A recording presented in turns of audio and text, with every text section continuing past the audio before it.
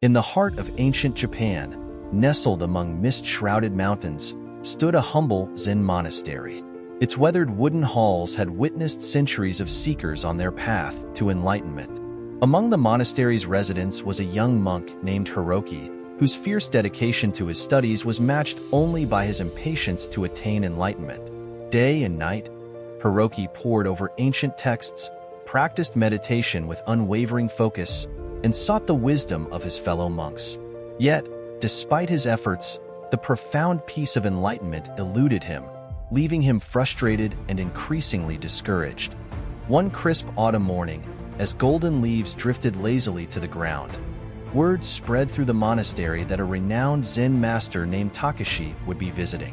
Takashi was known throughout the land for his profound wisdom and his ability to guide even the most stubborn students towards enlightenment. Excitement rippled through the monastery, and Hiroki's heart raced with anticipation. He was certain that this great master would finally provide the key to unlock the mysteries of Zen that had so far eluded him.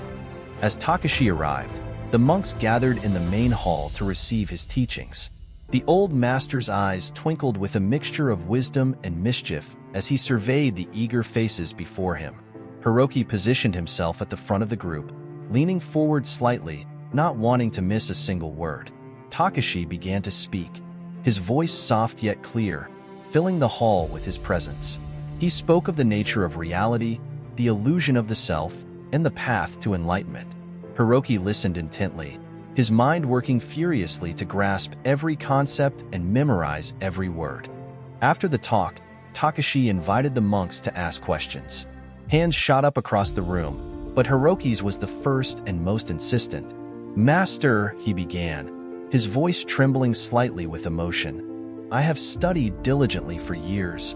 I have memorized sutras, practiced meditation for countless hours, and followed all the precepts. Yet enlightenment still feels so far away. What am I missing? What more must I do to attain Buddhahood?"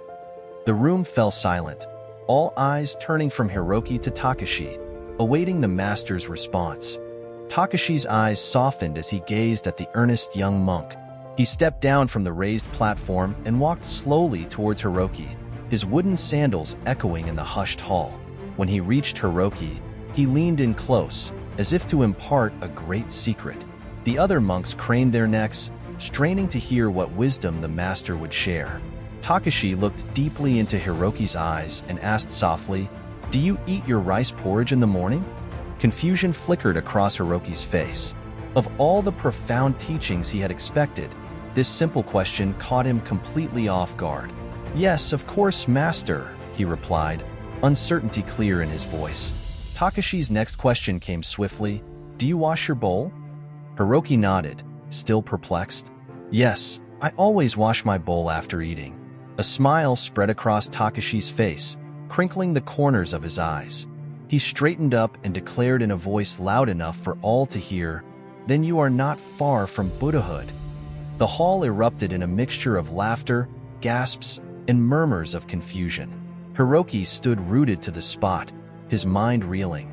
He had expected a complex teaching, a secret technique, or at least a rigorous new practice.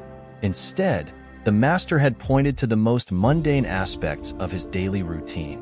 As the initial shock wore off, Hiroki felt something shift within him. The simplicity of Takashi's words began to penetrate the layers of intellectual understanding he had built up over the years. In that moment, he glimpsed a profound truth that all his study and striving had obscured. Enlightenment was not some distant goal to be achieved, but a reality to be lived in each ordinary moment. In the days and weeks that followed, Hiroki's approach to his practice underwent a radical transformation. He continued to study and meditate, but now he brought the same attention and presence to every aspect of his life.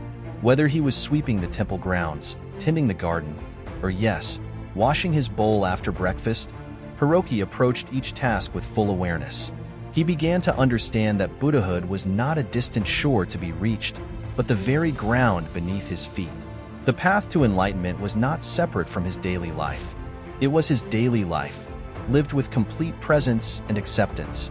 As this understanding deepened, Hiroki found the peace and clarity he had so long sought.